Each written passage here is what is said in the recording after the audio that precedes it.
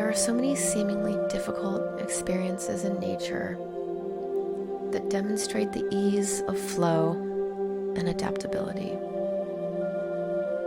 Salmon fighting the current upstream. A wildflower sprouting out of a crack in a rock.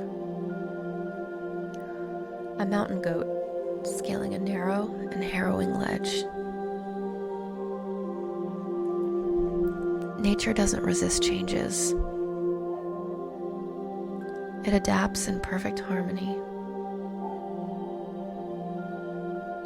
When a tree falls, a beam of light pierces the canopy, and the forest floor experiences new growth.